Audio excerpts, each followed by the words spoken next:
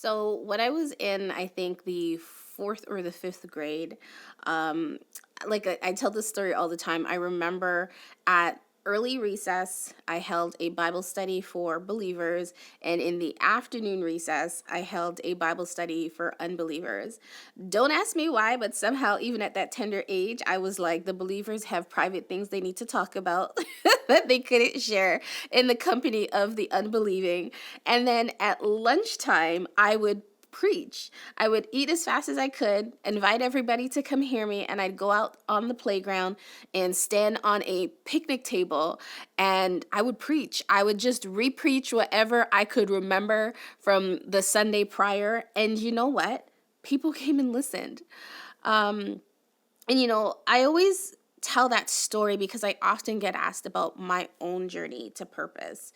And what a lot of folks don't realize is that purpose is leaving breadcrumbs for us, right? So if you look back just over your own life, you start to see how your natural talents and abilities, your tendencies, your personality, like your gifts were like emerging, right? Like I was the student who always chose the oral assignment. No, like there was never anybody else making an oral presentation, right? But I knew very early that I had a gift of the gab, so to speak. That's how I would have described it then. And I could not prepare. Like I could like totally loafed. Don't tell any of my teachers that. But I could just turn up on the day in class if the assignment was due, get up and talk my way to an A. And it frustrated all of my classmates.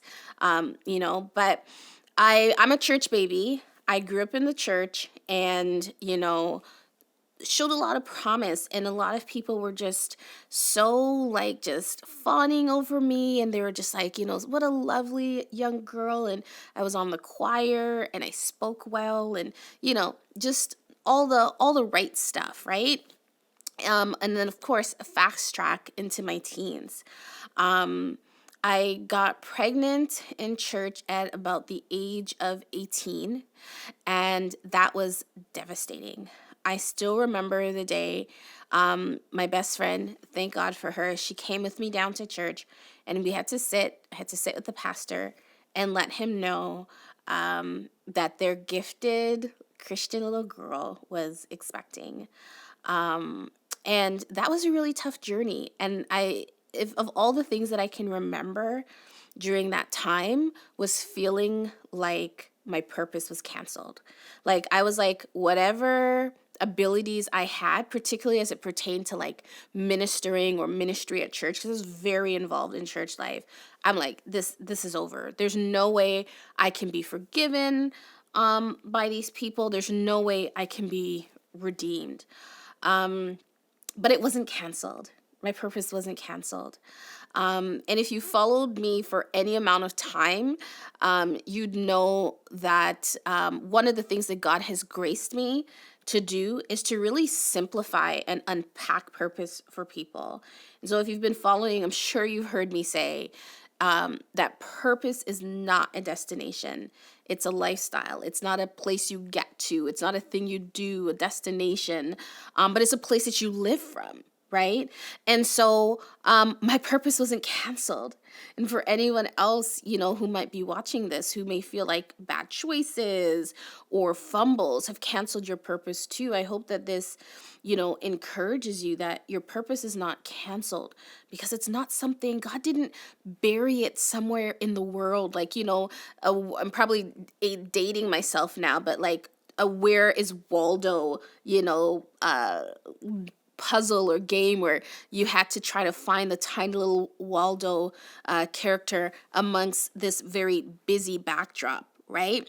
God didn't bury purpose somewhere out in the world for you to grope around blindly trying to find, but it's in us, right? And so, fast tracking again, healing, forgiving myself, receiving God's forgiveness.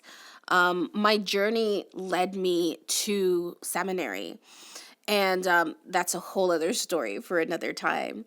But I remember I had a dream, and in the dream, my neighbors, there was a home invasion, and I went next door.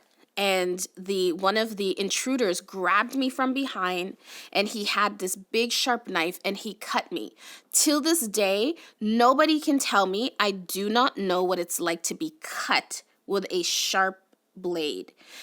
Because I felt it in my dream. He cut my throat from one ear to the other, and I felt the warmth of my blood in the dream, like filling up my lungs and my throat, and I passed out and I hit the floor.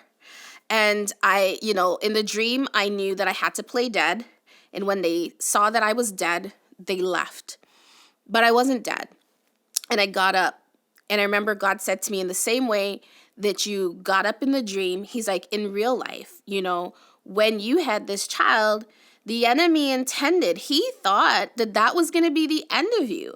And because I did stay down for a while, just like in the dream, he pulled up a little bit. He took the pressure off. But when I got up, I knew that somehow I instinctively knew that the intruders would be coming back. And so I started saying to the other people in the room, listen, you need to arm yourself. And so there was this big net in the middle of the room, and it had a bunch of just random garden tools and knives and all kinds of different equipment. And I opened up the net, and everyone started to grab a tool. But then I started to stop them, and I was directing them to the right tool. So I was like, no, not that tool. This one's for you, and this one's for you. I remember waking up from that dream, and as I sat with God to get understanding, he explained to me that I had an equipping ministry, and that I was called to help people identify what tools, what gifts that God had placed in their hand. And so over a lifetime, again, purpose wasn't the jobs that I did or the ministry titles that I occupied over the years, or even what I'm doing now as the purpose coach in this business, in this ministry. People are shocked when I tell them, listen, being the purpose coach is not my purpose. It's one of the many assignments that God has on my life in this season. And the season will change, and the calling may change and look different. But my purpose, which is in me, which is my who and not my do, that never changes. And so over the years, whether I was in the non-for-profit sector, whether I was managing a team, whether I was facilitating in corporate spaces, I was still that little girl who got up on that bench and spoke in front of people over the lunch hour. When I'm holding a conference or I'm coaching, I'm still that fifth grader under that big oak tree teaching lessons to people, because purpose is not a do, it's a who. So, like I said, I get asked often, what my journey towards purpose is. Listen, I'm still unfolding it every day, because as I get older, I'm learning, and I'm finding that every time I think that I figured me out, God unveils and unwraps some other unique area that I thought was not mine to occupy. And so, yeah, that's kind of my story. I'm figuring it out.